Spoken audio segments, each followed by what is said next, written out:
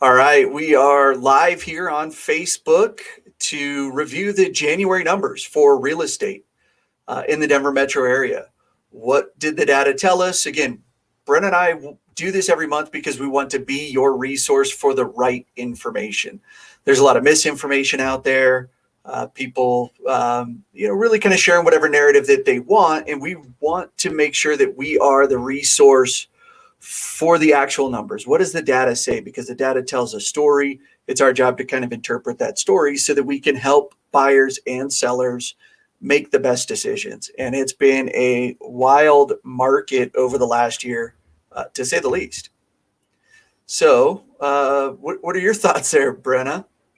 Yeah, I think in some ways January followed suit with typical Januaries to where it usually takes people a couple weeks to get up and going. We actually didn't see that as much in 2020, but definitely felt that in 2021, and that's reflected in the numbers. And the story is not astronomically different. There's a few little tweaks that are different, but I think the things that we've been talking about for the last year are pretty consistent. And the main story that continues to be something we all talk about is just the incredible lack of inventory. Yeah, it's interesting to me, right? Because we look at the limited amount of inventory, and the last year we had a record year for number of homes sold. Yep. So, well, that means that more homes came on the market last year than the year before and the year before that. So homes are coming on the market. It's just the pace that they're moving under contract and what they're going under contract for, and the limited amount of options is dramatically impacting the market right now. Absolutely. So we do have those new listings every month, but the pendings just outpace that, or the under contracts. So when we talk about active, it's how many current we have, or our reserve, if there is any, and we're very limited on that. Yeah. So that's the numbers will kind of show out what's going on. So, Brenna, do you have a slide to share? Or do you want to jump in to something else first? No, I can pull up my slides. So let me know when you are sharing, and we can kind of walk through some of this on a high level. Okay. So I don't have the request hasn't come up for sharing your screen yet. Oh, that's important. Side note, your home office looks really amazing. You did great work. Thanks. My husband built my shelves for me. Not technically. They were a kid. I put them together. It's not nearly as impressive as somebody building them. Well, use a screwdriver. Yeah.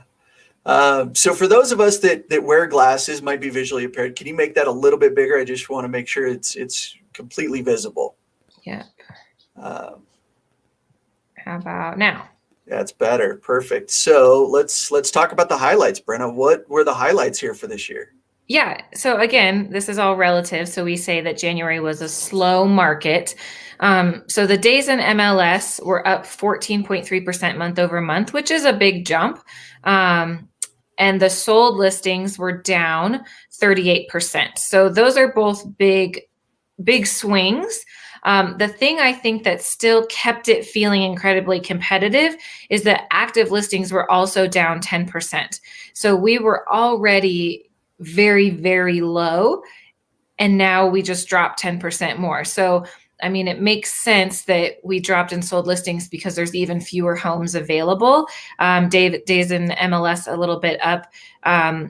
For me personally, I felt like a kind of a tale of two halves for January. The first 2 weeks of January were very, very slow, and still slow. Offers coming in over asking, multiple offers, everything like that. So it's not just like all of a sudden we snapped our fingers and the kind of feeling of the market was different. But as far as number of homes going under contract, we really felt a slowdown those first 2 weeks of January. And then it really switched and January sped up. So obviously wasn't completely able to catch up to December in those last 2 weeks, but I'm anticipating that we'll see a bounce back in February that mirrors more of that second part of January, which again, and we'll show you, is pretty on trend as far as, the place that they are on the graph might be different, but the shape of the graph as far as going up and down is pretty consistent with what we see over year for this first part of January. Yeah, the seasonality is still holding true. The numbers are just varied. And, the active listings being down 10%. Now that's 10% month over month. So that's 10% down from December to January. Yes. As we get into the specifics around how far we are down in inventory compared to this same time last year. Yeah, and that's over 50% year over year, and we'll get into that.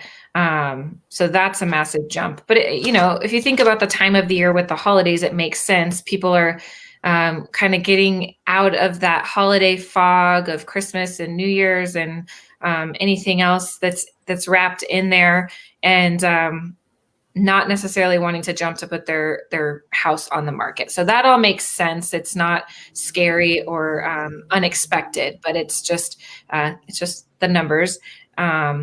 Douglas County, however, was kind of the outlier here within the 7 metro counties that we report on, with the only month-over-month increase in active listings, but the largest decrease in sold listings, down 45% month-over-month. So a lot of people bought homes in Douglas County in December and then kind of took a decent break here in January.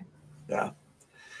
So I think something interesting, and why we point out Douglas County and why this report is so important is real estate is local. So what's happening in Colorado is definitely different than what's happening in Wyoming or New York, but also what's happening in Douglas County is different than what's happening in Jefferson County, Adams County, or anywhere else. It's very specific. So yes, it's good to know big picture, but then also when you're making decisions for you and your family, you got to really look at what's happening in your specific area. Well, and even as short as we are in inventory, there's certain segments of real estate that are absolutely a buyer's market right now. It's a very small segment, but there's absolutely segments that are a buyer's market. And if you don't fit into that segment, it feels like what we've been talking about. If you're in that segment, it feels worlds different, right? So again, not just down to the county, it's down to neighborhoods as to what's going on specifically. Absolutely. Another kind of niche market that I'm interested to see this because I've also, from my perspective, seen more interest in this area in January. And I've talked to some of my colleagues and they felt the same way. So in this 200,000 to 299,000 price point, it was very popular in January with 185 active listings, 308 solds, 23 days on market was the second lowest. And but interestingly, it was one of the few price ranges to not average sold prices over asking. So what this tells me is this is an investor market for the most part. And the reason I say that is because it's a good price point as far as, getting a lot of bang for your buck and not spending a ton, but entering that real estate market. But people that are investors everyone wants a deal, but especially investors want a deal because they are even less emotionally attached. It's all about the numbers. So the fact that this is the only price point that did not have an over asking average makes complete sense to me. So I don't know, Matt, what do you think about that? Yeah, and that price point as well being for the properties that aren't quite the investment property, right? The numbers don't work out. It's a homeowner buying. That's a first-time home buyer price point. And we look at just the small volume of homes that are kind of in that realm.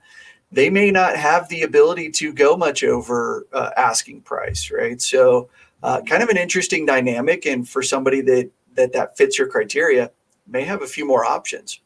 Yep, absolutely. So then we go over this market snapshot that we look at every month. So green is active, blue is pending or under contract, and then red is sold. So we can see that solds came down considerably in January, where pendings peaked up a little bit, and then actives just kind of decreased slower than they did, but still are coming down. So what you'll notice, though, is what we've said before, is pending kind of reflects what's to come for sold. So if you notice November to December, pending had that drop, and now sold is following a month later. So we see pendings peaked up a little bit this month. So I would anticipate to see, it makes sense, if homes are going under contract, most of those will close. So we'll see an uptick in February in those sold listings. And watching that green line, again, the active inventory below both the red and blue line, right? So the red being the sold, the blue being the pending, that there's not too many points here over the last couple of years where that's happened. And there certainly hasn't been the longevity of that consistently happening as you look back through it. And the year over year change for active inventory, it's down 51.17%. Yep. We have half of the homes on the market that we had a year ago, which was already short in inventory. And that's directly affecting the average sold price, which is up 17.53% year over year. So basic economics, that makes sense. Interestingly, though, on the pendings and solds, we're a little bit off, but historically, year over year, we're more in line with what we're seeing for this time of year. Pendings are a little bit off, but we're more in line with the trend. But actives is what's throwing a wrench in it, making it incredibly competitive. And then we're seeing all of those homes spike over asking price, just because we've got pretty much the same amount of people in the pool looking. We just have a whole lot less fish. Yeah, and I've made this comment several times. It is like watching 5-year-olds play soccer. Everybody on the soccer field is chasing the one soccer ball. That's what the real estate market feels like, because there's one home that's popped up on the market. Everybody's bombarding to that home to go take a look. Yep, absolutely.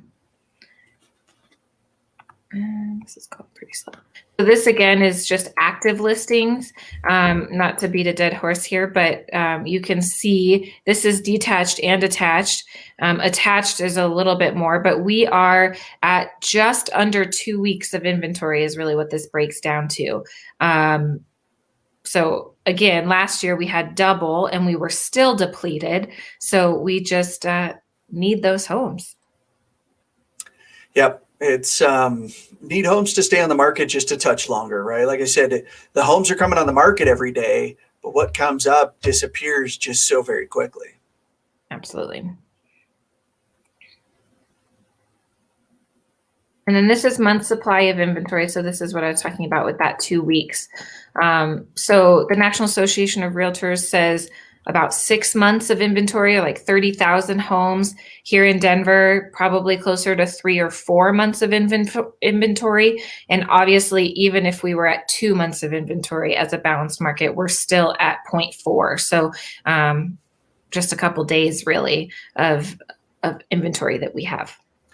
Yeah, and to recap that, the month supply of inventory, what we're looking at is what's called the absorption rate, is how fast the homes are selling if no new homes come on the market. So this month, nobody decided to put their home on the market in less than half a month, right? So a little less than 2 weeks, we're out of inventory. All of the homes are gone. Yep. And I know we're going to talk a little bit more about inventory in specific areas here.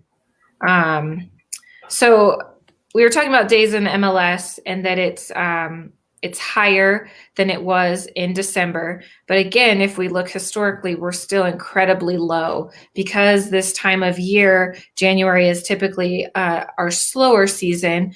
We're usually in the 40s for days on market. So we're just about half of that, just under. But obviously we had a great fourth quarter, a very quick fourth quarter. So that bump does feel very significant, but we're still 36% lower than we were last year. So again, some relativity. Well, and it's an average. So for every property that's going under contract in 6 hours, you're going to have the opposite end of that. There are homes still sitting on the market for weeks and for months. And it's not that anything is wrong per se with the house.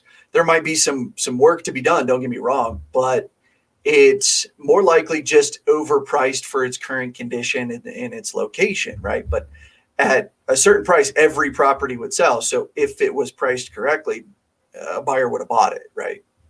Absolutely. And, like we've discussed before, there's a lot of psychology that goes into pricing. And even in this market, people want to feel like they're getting value and getting a deal. And the deal might be getting it 10 grand over asking instead of 30. But if they see a home that's overpriced, they still acknowledge that it's overpriced. And then they go into it saying, okay, well, it's already overpriced. And then I'm going to have to go over that even more to get it, instead of, oh my gosh, this house is priced so competitively, I want it, and now I have to go overpriced. So you might end up at the same number. You might actually end up starting lower and ending up higher just because more people want it, more people see that value instead of really pushing. And to be fair, in this market, you can push the price in a lot of scenarios. Oh yeah. There's kind of a sweet spot of pushing the price to get enough people there, and then over pushing it to where people know that it's overpriced. They're going to wait a weekend and see if you come down or feel like they have more buying or negotiating power. So it's very interesting. And again, a lot of human psychology that goes into how people do this and why they do what they do. Yeah, without a doubt. We spend a lot of time looking at ugly photos and chatting with our buyers and say, look, I know this house doesn't show well online. The photos are terrible. You can't get around the big oversized furniture here. Yet I've been in this house or similar floor plans, same floor plans, whatever. Trust me, this matches your criteria, and seeing luck there. So sometimes, if the pictures look really great, it looks really amazing online, everybody else sees the same thing. For a buyer, if you're willing to go look at the properties that other people aren't because the photos were poorly done, you might get an opportunity, because even let's say it was $10,000 overpriced and it had bad photos. If it was priced correctly, had good photos, they may be bidding it $30,000 over. So even if you're paying $10,000 over, when the neighbor comes up for sale, you still walked into some equity. Yeah, bad photos are a buyer's best friend. I mean, there's a lot of people, and even personally, being in the industry and knowing, it's really hard to look past that when you're trying to imagine yourself in this home. It's really hard to get past some of those weird lighting or weird photos. And, we've seen some really funny things in listing photos, and it does deter some people, especially now in our current conditions where people are really trying to limit the homes they actually walk through. They really want to get the best sense possible online of what they're walking into. And, if you're a buyer and you can get past the weird photos, it might be a great opportunity for you. Yeah, maybe overlook the weird photos. Now, when you get there in person, if it's really weird and it doesn't feel right, you still don't have to buy it, right? Absolutely. Yep. Let's see here. Days in MLS. So this is actives and sold by price point. So this just breaks it down again, like we've talked about with different areas, Douglas County versus Jefferson County. There's also some different stories happening in different price points. So there's one active listing in the under 200,000 price point. And the one with the most is that 600 to 800,000. But there's also a lot of things being sold there. So this is a great one to look at, just so you can really dive into your specific budget, your specific listing price, and see how competitive things are and use it as a strategy. Yeah. So, right, if you're a buyer in that up to 200 price point, and you don't like what you see, that's the home. That's your option right now. Yep. Gotta wait.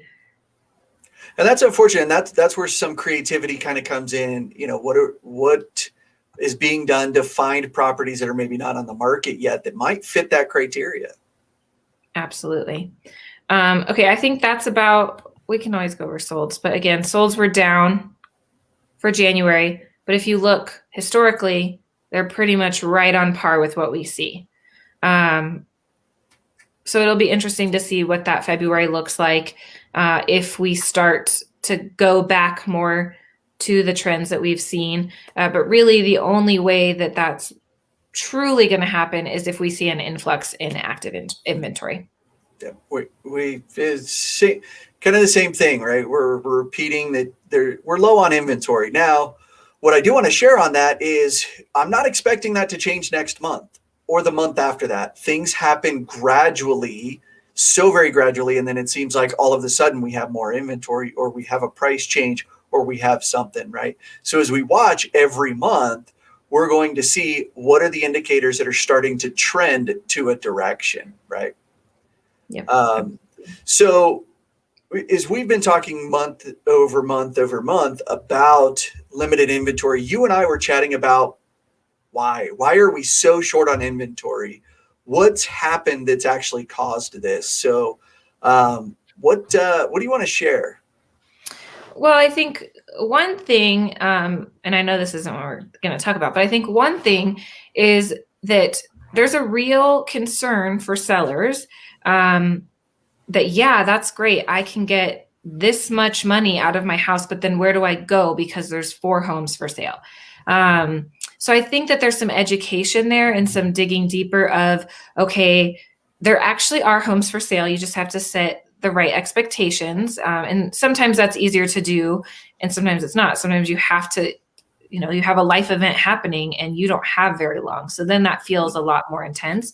But money is still very cheap. Interest rates are still very cheap. So there is potential for you to still come out ahead, whether it's a better home for you or a lower payment or a better location or a lower interest rate, all of those things. So yeah, it can be very scary. And the number one question I think we hear, at least I hear from sellers as an objection is, well, where are we going to go? But there are options. You do, like Matt has said, you have to think outside the box a little bit. But a lot of people say, well, I'm just going to wait for the market and I'm going to wait for this.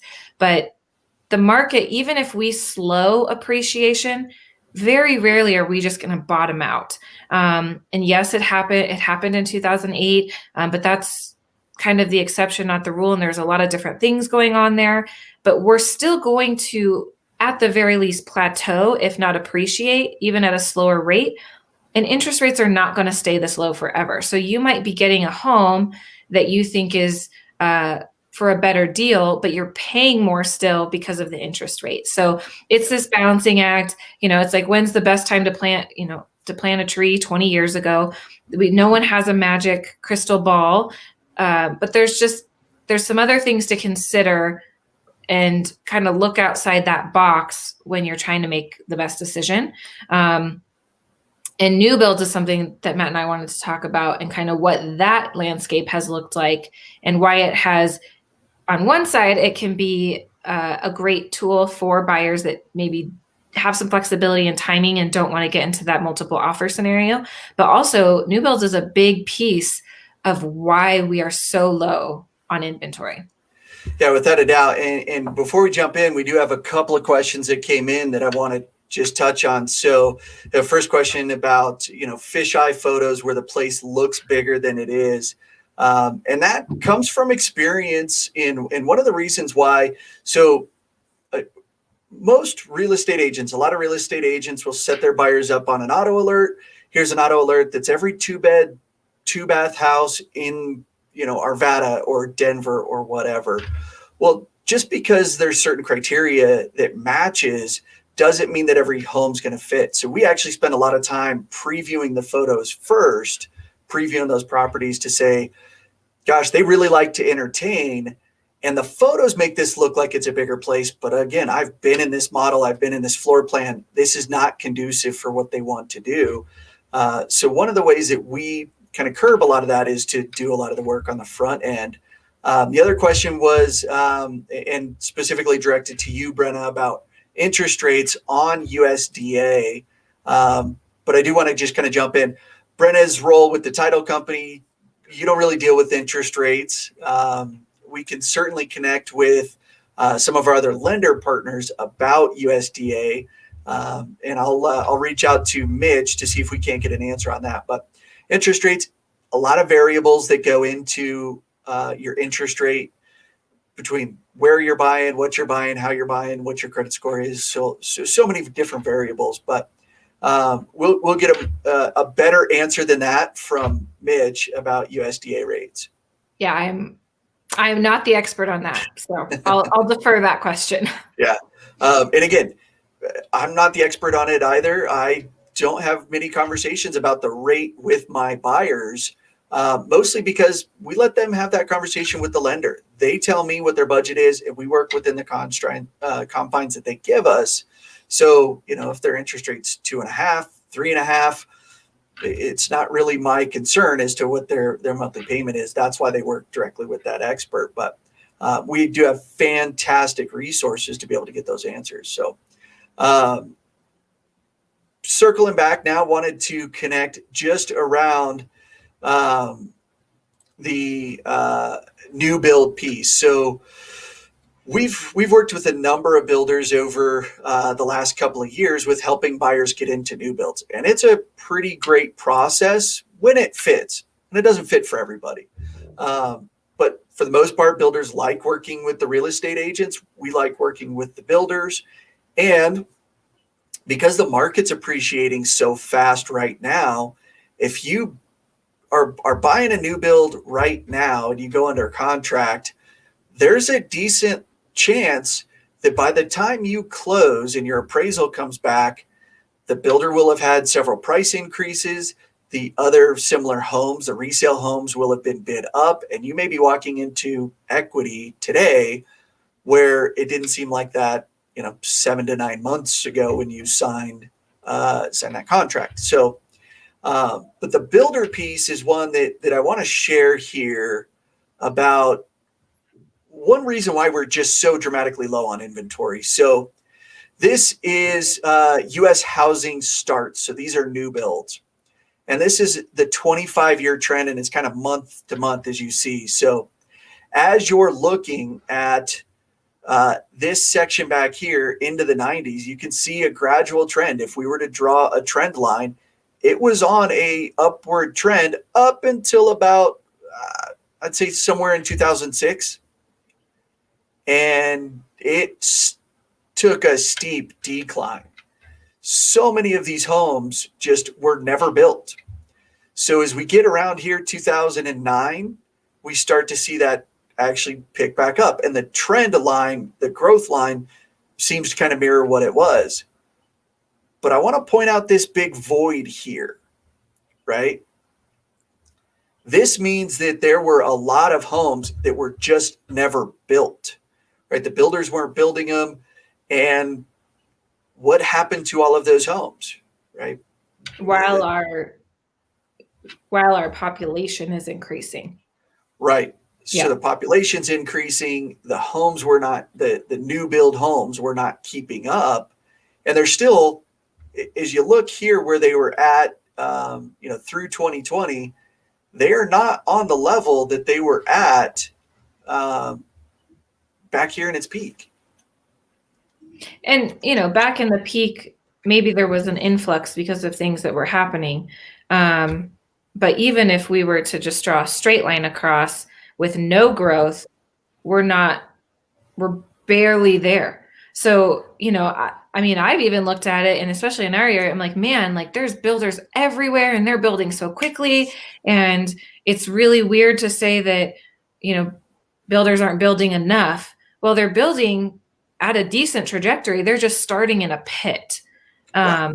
And there's a lot of other factors like the cost of land, the cost of labor, everything like that, that makes it really difficult for them to keep prices competitive. And we talked last time about it being really hard for builders to build that entry level price point home because everything else is so expensive that it makes it virtually impossible. And there's some builders that have figured it out, but it's really difficult. So that is one thing.